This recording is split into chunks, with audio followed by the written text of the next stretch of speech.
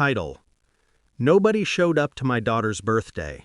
Days later, Mom texted, "Need $1,850 for your sister's Sweet 16. I sent $1 with congrats. Then changed the locks. Then cops came. Start: I didn't cry when nobody showed up. I just stood there, in the doorway of the rented party room, staring at the untouched cake dripping under the fluorescent lights.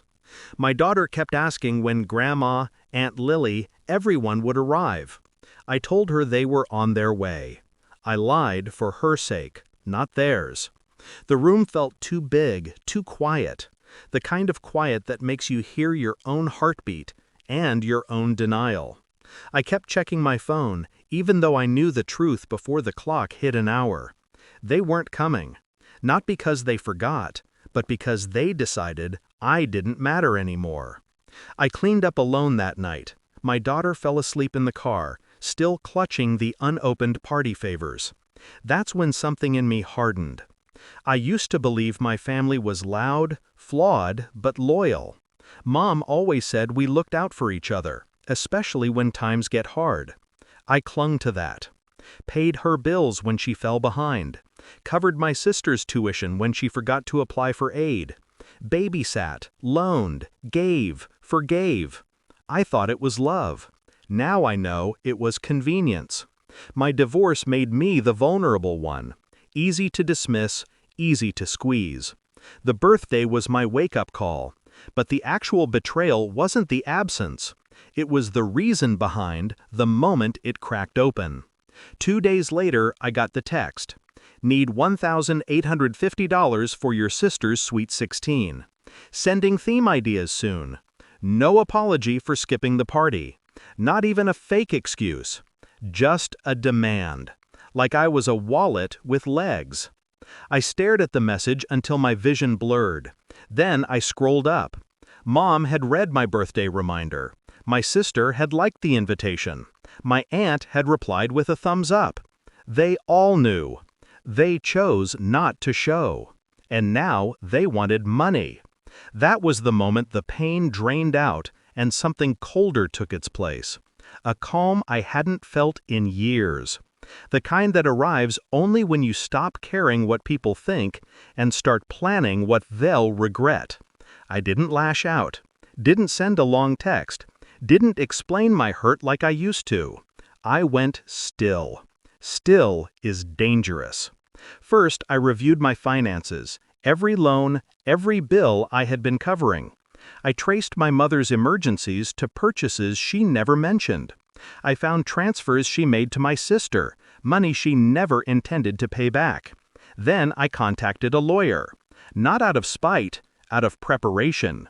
I wanted to know exactly what I was allowed to do and what they weren't allowed to take.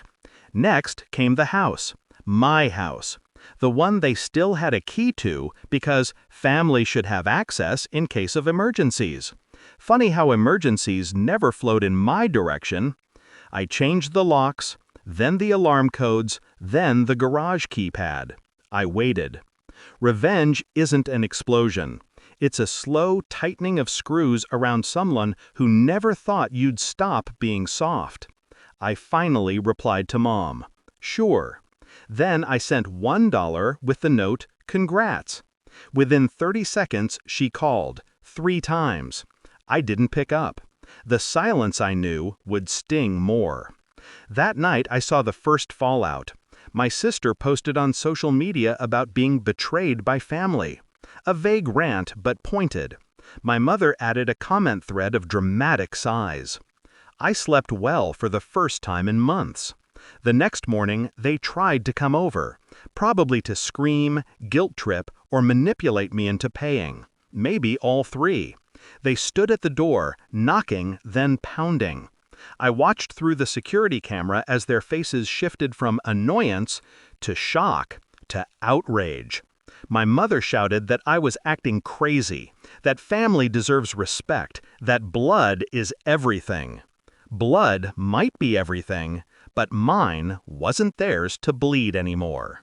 When they couldn't get inside, they escalated, and I knew they would. Predictability is the first weakness of manipulators. The police knocked an hour later. I opened the door calmly. My daughter sat on the couch, drawing, peaceful, safe. The officers explained they were responding to a welfare check filed by my mother. Concern for the child's safety, they said. I almost laughed. She didn't care about my kid's safety when she left her alone at her own birthday party. I invited them in, offered water, showed them my daughter, happy, fed, watching cartoons. I handed over paperwork proving custody, the texts, the missed birthday invitations, the camera footage of my mother and sister pounding on my locked door earlier. The younger officer's jaw tightened as he read. The older one shook his head. When they left, they told me quietly, "You're fine. You're doing everything right. And for what it's worth, I'm sorry they put you through that." My mom and sister waited outside in their car. They expected me to come out. I didn't. I watched them realize the cops weren't taking me away. They were leaving me alone. That was the real end for them. Not the locks, not the $1. The moment they understood they had no more power here, just consequences. They drove off without looking back. I'm not angry anymore. Anger implies I still want something from them. I don't. I'm building new traditions for my daughter. Ones where people show up, stay honest, and celebrate without expecting payment. My mother hasn't texted since. My sister posted something vague about cutting out toxic people. Maybe she's right. I cut them out. No regret, no second thoughts. Just a simple truth. When they didn't show up for my daughter, they taught me exactly how to stop showing up for them. And I learned fast.